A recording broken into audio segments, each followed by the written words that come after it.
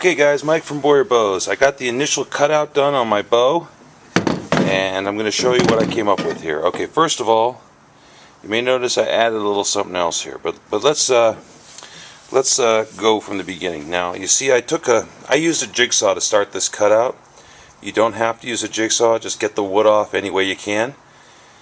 Here's my static limb, and you'll notice I kept the cuts on the outside of the lines as much as I could. I messed that up a couple of times, but I did get it out on the outside for the most part. Because you can always take more wood off, but you can't add wood later, or at least it's really hard to. And then we come down through the working limb, down into my riser, and of course the other limb. Now you see here, I got a little close, but I actually want the inside of that black line as my final thing, so we're okay. I didn't cross the line anywhere except here, but I think I'm going to be okay with that. Ultimately that's going to be alright. I added a riser shelf. Now I shoot left-handed, and here's the Purple Heart. I shoot right. The bow is held with my left hand. I'm right eye dominant, so I shoot right. This is considered right-handed when you hold the bow with your left hand. So how did I choose between the top and bottom limb? I flipped a coin, basically. They're supposed to be equal. It's all in the tillering, so hopefully there's no reason why one limb should be the top limb versus the bottom limb. So I just chose one. And the way I came up with the arrow shelf here is I went from where the fade and the handle meet at this line.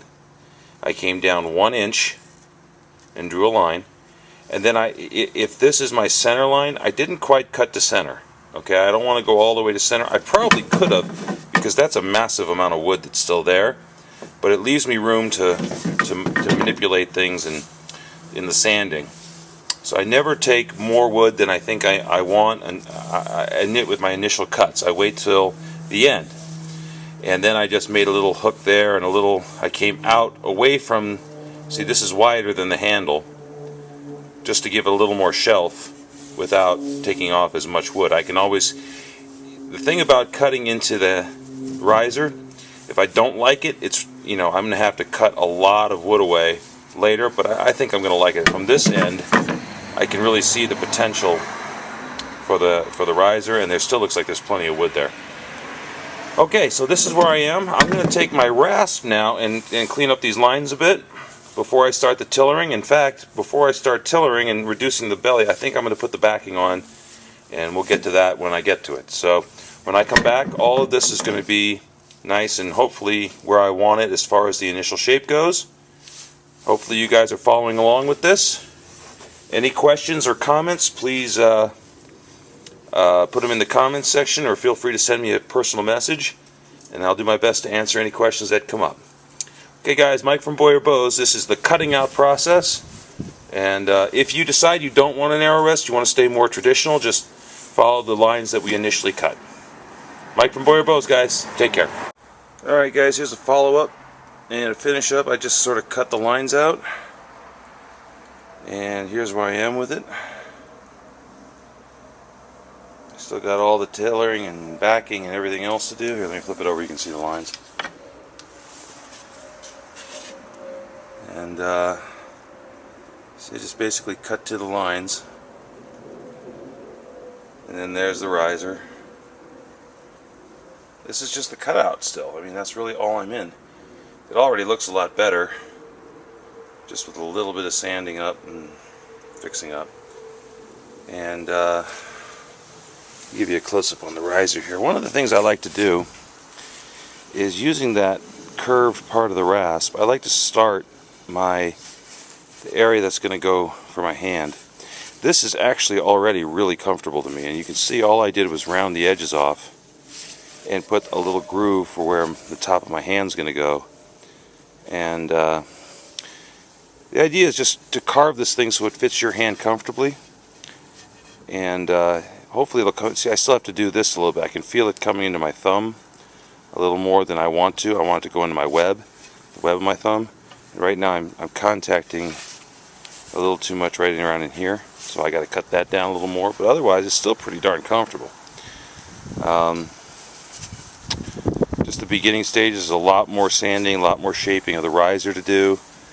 I got to balance out the edges a little bit on the static. You see they're not perfectly straight, but you know, for the most part it's a straight shot up and down the bow, so the string's going to line up nice and it's not going to have any weird twist to it, at least not as a result of my carving. That's all I know, guys. So Mike from Boyer Bows. You know, here I'm going to show you something else that's interesting though. Even when you think you got all of the grain worked out, you see how I said I have the grain going sideways, straight up the bow here and straight up the bow here. You start cutting into this thing, look what happened to the grain. That's called quarter sawn, guys. That means the wood is actually facing this way, and they cut the board like this. But if they had cut it straight, you know, in half, here are the rings, and that would be really, really, really, really bad to have these runoffs here. Except this part of the bow doesn't move; it's static. Because it's static, I don't have to worry about that so much. However, I am going to run the backing all the way up through the fade and stop just past the base of the static limb, for exactly this reason. I mean, there shouldn't be any lift here. It doesn't move, it doesn't bend. These runoffs are really not in danger, but they're just so dramatic that I am going to run the backing over the sides on this bow just to help take care of it.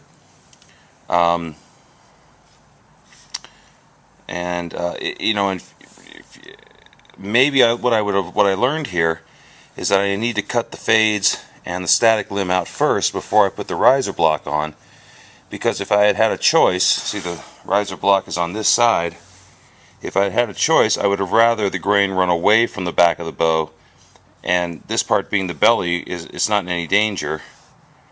But since I don't have that choice anymore, I've already glued my riser block on, I'm going to have to just take some little extra consideration in this area to make sure it doesn't move. The way I'm going to do that, it's going to be a very, very, very gradual taper in here to working limb, and I'm going to keep the backing over the back, and I'm going to wrap it over the side as well, just to give it some extra support. It didn't do it as bad on this side, as you can see. It stayed pretty vertical here, but even so, I did not see that coming. And this is why wood bows are tough, guys, because you don't know what's going on inside this wood. I mean, you can see what's happening on the surface, and you can only hope that it's happening all the way through the wood. But backings and everything else help, and that's what we're going to use. So we're going to put it on the shelf for now because the wife's calling me inside, and I will talk to you guys next time I see you. I think what we're going to do next is the backing. I don't want to even think about tillering this bow and bending this bow until I get some backing on it.